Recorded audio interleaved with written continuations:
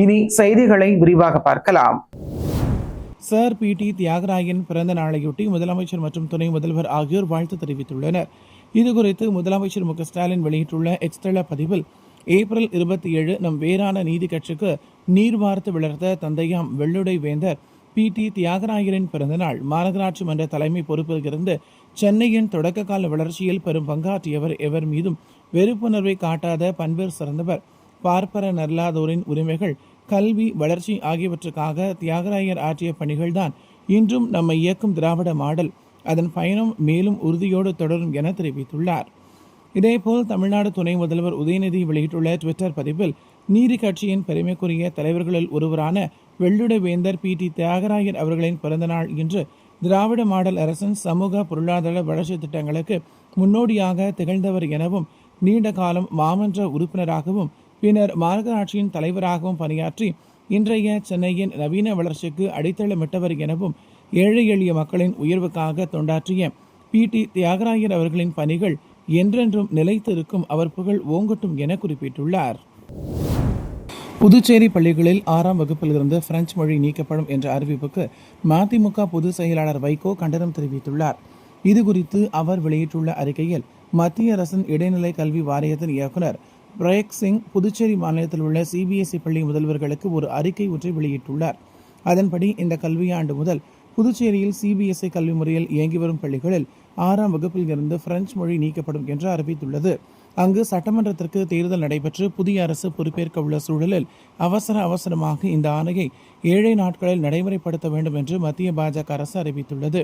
புதுச்சேரி மாநிலத்தில் அரசு பள்ளிகளில் தமிழ், ஆங்கிலம் என்ற இருமொழிக் கொள்கையும், அங்குள்ள தனியார் பள்ளிகளில் தமிழ், ஆங்கிலம், பிரெஞ்சு என மும்மொழிக் கொள்கையும் நடைமுறையில் உள்ள சூழலில் அங்குள்ள அரசு பள்ளிகளில் சிபிஎஸ்இ பள்ளிகளாக பெரும்பாலும் மாற்றப்பட்டுவிட்டன. இப்படிப்பட்ட சூழலில் புதிய மொழிக் கொள்கையை காரணமாக காட்டி ஒரு வெளிநாட்டு மொழியை மட்டும்தான் படிக்க வேண்டும் என்று குறிப்பிட்டு ஆங்கில மொழியை வைத்துக்கொண்டு பிரெஞ்சு மொழியை அகற்றும் பணியில் மத்திய பாஜக அரசு முனைந்துள்ளது. புதுச்சேரி மாநிலம் பிரெஞ்சு கலாச்சாரத்தோடு தொடர்புடைய மக்கள் வாழும் மாநிலமாகும். இரட்டை குடியுரிமை பெற்றவர்கள் புதுச்சேரியிலும் பிரெஞ்சிலும் இன்னமும் வாழ்ந்து கொண்டிருக்கிறார்கள். பிரெஞ்சு மொழியோடு உணர்வுபூர்வமான பிணைப்பு மாநில மக்களுக்கு உண்டு. இப்படிப்பட்ட சூழலில் மத்திய அரசு அவசரமாக பிரெஞ்சு மொழியை பள்ளிகளில் இருந்து அகற்றி இந்த நடவடிக்கைக்கு கடுமையான கண்டனத்தை தெரிவிப்பதோடு, மீண்டும் பிரெஞ்சு மொழியை அங்குள்ள பள்ளிகளில் கற்பிப்பதற்கு உரிய ஏற்பாடுகளை செய்ய வேண்டும் என்றும் மத்திய பாஜக அரசை வற்புறுத்தி கேட்டுக்கொள்கிறேன் எனவும், இதே போலவே மத்திய பாஜக அரசு ரயில்வே துறையில் ஆள் குறைப்பு என்ற அநீதியை ஆரவாரமின்றி இழைத்துள்ளது. சமூக நீதிக்கு எதிராக ரயில்வே துறையை மெல்ல தனியார்மயமாக்கும் சூழ்ச்சியான நடவடிக்கையே இது. எனவே மத்திய பாஜக அரசு இந்த உத்தரவை நிறுத்தி வைப்பதோடு, ஒப்பந்த தொழிலாளர்களை நிரந்தரமாக்கவும், ரயில்வே துறையில் உள்ள காலியிடங்களை நிரப்பவும் உடனடியாக நடவடிக்கை எடுக்குமாறு தனது அறிக்கையில் தெரிவித்துள்ளார். சென்னை கோட்டை திமுக கூட்டணிக்கு மற்றவர்களுக்கு மனக்கோட்டைதான் என்று திராவிட கழக தலைவர் ஆசிரியர் கி. வீரமணி தெரிவித்துள்ளார். Sir PT. தியாகராயரின் 175வது பிறந்த நாளையொட்டி சென்னை ரிப்பன் மாளிகை வளாகத்தில் உள்ள அவரது திருவுருவ சிலையின் கீழே மலர்களால் அலங்கரித்து வைக்கப்பட்டுள்ள கீழ் உருவப்படத்திற்கு திராவிட கழக தலைவர் ஆசிரியர் கி. வீரமணி மலர்தூவி மரியாதை செலுத்தினார். பின்னர் செய்தியாளர்களை சந்தித்த அவர், உலகம் போற்றும் அளவுக்கு திராவிட மாடல் ஆட்சி வந்துள்ளது. அதற்கு அடித்தளமிட்டவர் சர் பி.டி. தியாகராயர் எனவும், இந்தியாவை திரும்பி பார்க்கக்கூடிய ஒரு அற்புதமான ஆட்சியை தமிழ்நாடு முதலமைச்சர் நடத்தி வருவதாக தெரிவித்தார். மேலும் 1971ஆம் ஆண்டு நடந்த தேர்தலில் 184 என்ற அளவில் திமுக தொகுதியை வென்றது. அப்போது ஆரிடம் கூறியவர்கள் தலைதிறக்க ஓடியதாகவும், மே 4ஆம் தேதி மீண்டும் திராவிட மாடல் ஆட்சி அமையும் என நம்பிக்கை தெரிவித்த அவர், சென்னை கோட்டை திமுக கூட்டணிக்கு மற்றவர்களுக்கு அது மனக்கோட்டை தான் என விமர்சனம் செய்தார். உலகத்தாரால் அறிமுகப்படுத்தப்பட்ட தென்னிந்திய நல உரிமை சங்கம் என்ற திராவிடர் இயக்கத்தை முதலாக உருவாவதற்கு தலைமையேற்ற சர் பி.டி. தியாகராயர் அவர்களுடைய வரலாற்று பெருமை மிகுந்த ஒரு வாழ்வை அமைத்த அவருடைய பிறந்த நாள் என்று. இந்த பிறந்த நாளில்தான் திராவிட மாடல் ஆட்சி இன்றைக்கு உலகம் போற்றக்கூடிய அளவிலே வந்திருக்கிறது என்றால், அதனுடைய அடித்தளம் எங்கே இருக்கிறதுன்னு சொன்னால், திராவிடர் ஆட்சியை அமைப்பதற்கு வழிகாட்டியவர்கள் பார்ப்பன அல்லாதார் இயக்கம் என்று தொடக்கப்பட்டு தென்னிந்திய நல உரிமை சங்கம் என்று பதிவு செய்யப்பட்டு ஜஸ்டிஸ் கட்சி என்று மக்களாலே அறிமுகப்படுத்தப்பட்ட ஒரு இயக்கத்தினுடைய முப்பெரும் தலைவர்களிலே அவர்தான் தலைமையேற்றவர் சர்பிடி தியாகராயர் அவர்கள். 1916 பார்ப்பனர் அல்லாதார் கொள்கை அறிக்கை என்ற பெயராலே நான் பிராமின் மேனிஃபெஸ்டோ என்று உருவாக்கி அதன் மூலம் கல்வி உத்தியோகத்துறையிலே எப்படியெல்லாம் நம்முடைய உரிமைகள் வாய்ப்புகள் மறுக்கப்பட்டன என்பதை புள்ளி விவர ரீதியாக எடுத்து சொல்லி தெளிவுபடுத்தி ஒரு பெரிய இயக்கத்தை உருவாக்கிய பெருமை அவருக்கும் அவரை சார்ந்த தளபதிகளாக இருக்கக்கூடிய CM நாயர் அவர்களுக்கும் நடேசனார் அவர்களுக்கும் உரியது. அப்பேற்பட்டவர் போட்ட அந்த அடித்தளம்தான் அதற்கு அப்புறம் பல ஆண்டுகள் கழித்தும் கூட 17 ஆண்டுகள் அவர் ஆண்டவுடனே மற்றவர்கள் சொன்னார்கள் இந்த கட்சியை குழி தோண்டி புதைத்து விட்டோம் என்று. ஆனால் பேரறிஞர் அண்ணா அவர்கள் வந்தபோது தெளிவாக சொன்னார், இல்லை அதனுடைய பேரன்தான் நான் மீண்டும் ஆட்சி அமைத்திருக்கிறேன் என்று அவர்கள் 67 சொன்னார்கள். அதைத் தொடர்ந்து கலைஞர் அவர்கள் அந்த ஆட்சியினுடைய பெருமையை சாதனைகளை பெயர்த்தினார்.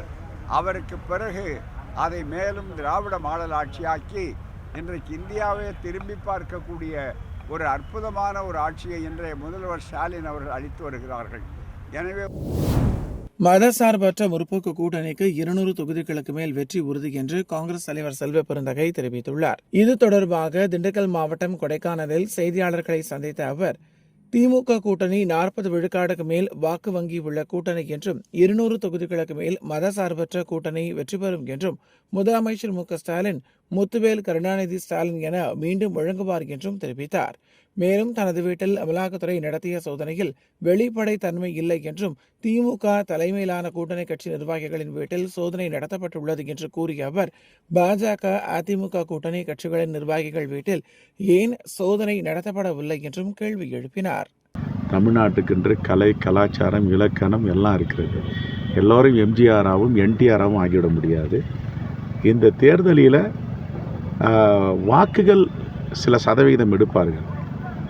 குறிப்பாக த கால்குலேஷன் அண்ட் அரித்தமெட்டிக், நீங்கள் கூட்டல் கழித்தல், மக்களுடைய மனநிலை, கட்சி வாரியாக உள்ள வாக்கெடுப்பு, ஓட்டு வங்கி, இதையெல்லாம் கூட்டி கழித்து பார்த்தால் ஒரு உண்மை தெரியும். குறைந்தபட்சம் 40 விழுக்காடுக்கு மேல் திராவிட முன்னேற்ற கழகத்தின் தலைமையிலான கூட்டணி வாக்கு வங்கி இருக்கிறது. நான் சொல்கிறது 50ன்னு மிகப்படுத்தி சொல்லலை, 42.65ன்னு ஒரு கணக்கு வந்துச்சு. எல்லாம் ஸ்ட்ராட்டஜிஸ்ட் சர்வே ரிப்போர்ட் எல்லாம், நான் அப்படிலாம் சொல்லலை. இந்த கணக்கு தேமுதிக சேர்வதற்கு முன்பும் திரு OPS சேர்வதற்கு முன்பும் சில இயக்கங்கள், கட்சிகள், அது இஸ்லாமிய இயக்கங்களாகட்டும், சமூக கட்டமைப்பு உள்ள இயக்கங்கள் சேர்வதற்கு முன்பு இதெல்லாம் 1%, 1/2%, 4-5% இன்னும் பலம் கூடியிருக்கு. நான் சொல்வது குறைந்தபட்சம் ஒஸ்ட் கம் ஒஸ்ட் என்று சொல்லுவார்கள்.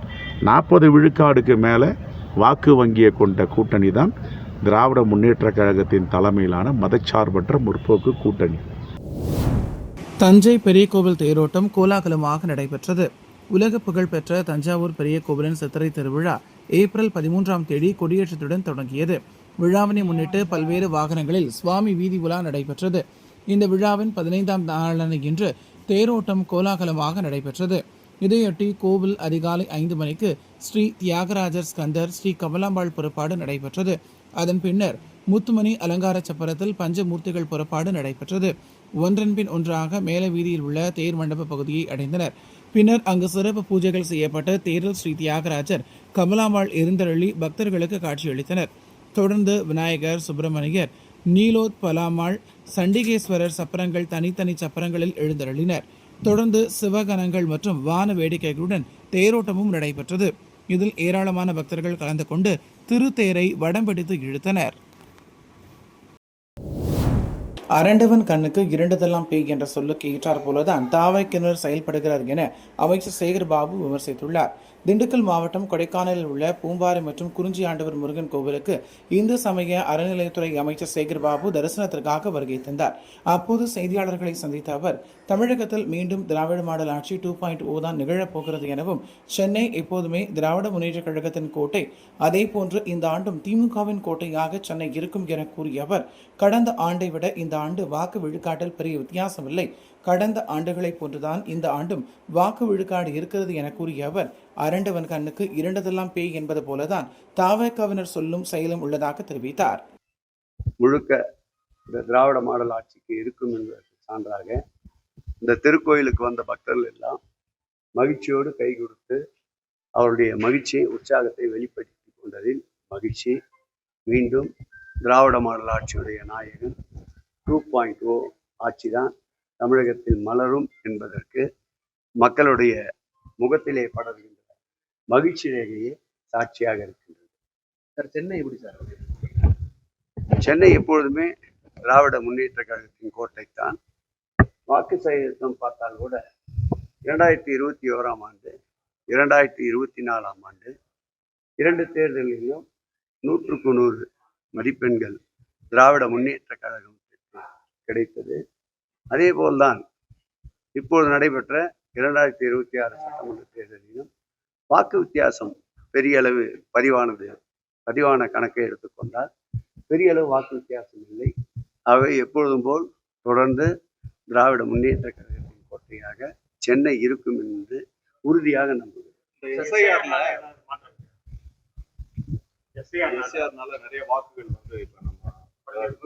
வாக்குப்பதிவு சதவீதத்தை எடுத்துக்கொண்டால் கடந்த 2021 ஆண்டு நடைபெற்ற தேர்தலில் நடந்த வாக்குப்பதிவு தான் சற்றேறக்குறைய இந்த தேர்தலிலும் சென்னையை பொறுத்தளவில் நடந்திருக்கிறது. எங்க கட்சி உருவாக்கி தேர்தலில் போட்டிட்டனாலதான் வாக்கு கூடியிருக்குன்னு தவேகவினர் சொல்றாங்க. அரண்டவன் கண்ணுக்கு இருண்டதெல்லாம் பேய் என்பது பழமொழி ஏற்கனவே இருக்கின்றது. அது வேண்டுமானால் அவருடைய இந்த சொல்லுக்கு உதாரணமாக எடுத்துக்கொள்ளலாம். தேர்தல் முடிந்ததுக்கு அப்புறம் புதுச்சேரி மாநிலத்தில் உள்ள சிபிஎஸ்இ பள்ளிகளில் வரும் கல்வியாண்டு முதல் மும்மொழி கொள்கை கட்டாயமாக்கப்பட்டுள்ளது. புதுச்சேரி மாநிலத்தில் அரசு பள்ளிகளில் மட்டும் 1 முதல் 5ஆம் வகுப்பு வரை சிபிஎஸ்இ பாடத்திட்டம் கடைபிடிக்கப்பட்டு வந்த நிலையில் கடந்த 2024-25ஆம் கல்வியாண்டு முதல் அரசு பள்ளிகளில் புதிய கல்விக் கொள்கை அமல்படுத்தப்பட்டு முழுமையாக சிபிஎஸ்இ பாடத்திட்டம் கொண்டுவரப்பட்டது. இதனைத் தொடர்ந்து புதுவையில் உள்ள தனியார் பள்ளிகளிலும் படிப்படியாக சிபிஎஸ்இ பாடத்திட்டம் அமல்படுத்தப்பட்டு வருகிறது. தமிழகத்தைப் போல புதுவையில் இருமொழி கொள்கையே கடைபிடிக்கப்பட்டு வந்தது. இதில் அரசு பள்ளிகளில் தமிழ், ஆங்கில மொழியும், தனியார் பள்ளிகளில் தமிழ், பிரெஞ்சு, ஆங்கிலம் இவற்றில் ஏதாவது 2 மொழியை மாணவர்கள் படித்து வந்தனர். இந்நிலையில் நடப்பு கல்வியாண்டு முதல் 6ஆம் வகுப்பில் இருந்து ஆங்கிலம், ஹிந்தி, தமிழ் என மும்மொழிகளை மாணவர்களுக்கு கற்பிக்க வேண்டும் என்று ஒன்றிய அரசின் இடைநிலை கல்வி வாரியம் அதிரடியாக உத்தரவிட்டுள்ளது. புதிய மொழிக் கொள்கை ஒரு வெளிநாட்டு மொழியை மட்டுமே அனுமதிப்பதால் பிரெஞ்சு மொழி நீக்கப்படுவதாக அறிவிக்கப்பட்டுள்ளது. 2ஆம் மொழியாக பிரெஞ்சை தேர்வு செய்த மாணவர்கள் ஏற்கனவே பயின்ற மொழிக்கே மீண்டும் மாறுவார்கள் என்றும் தெரிவிக்கப்பட்டுள்ளது. 1ஆம் வகுப்பு முதல் 5ஆம் வகுப்பு வரை பிரெஞ்சு பயின்று வரும் மாணவர்கள் நிலை என்னவாகும் என கல்வியாளர்கள் கேள்வி எழுப்பியுள்ளனர். சென்னையில் ஆபரண தங்கத்தின் விலை சவரனுக்கு 240 ரூபாய் உயர்ந்து ஒரு சவரன் 1,13,840 ரூபாய்க்கு விற்பனை செய்யப்படுகிறது. சென்னையில் ஆபரண தங்கத்தின் விலை கடந்த சில மாதங்களாக வரலாறு காணாத வகையில் உயர்ந்து பெரும் அச்சத்தை ஏற்படுத்தி வருகிறது. இந்நிலையில் தங்கத்தின் விலை இன்று சற்று உயர்ந்துள்ளது. அதன்படி சென்னையில் ஆபரண தங்கத்தின் விலை சவரனுக்கு 1,840 ரூபாய் உயர்ந்து ஒரு சவரன் 1,13,840 ரூபாய்க்கும், கிராமுக்கு 30 ரூபாய் உயர்ந்து 1 கிராம் 14,230 ரூபாய்க்கு விற்பனை செய்யப்படுகிறது. தங்கத்தின் விலை உயர்ந்துள்ள நிலையில் வெள்ளியின் விலை எந்த மாற்றமுமின்றி விற்பனை செய்யப்படுகிறது.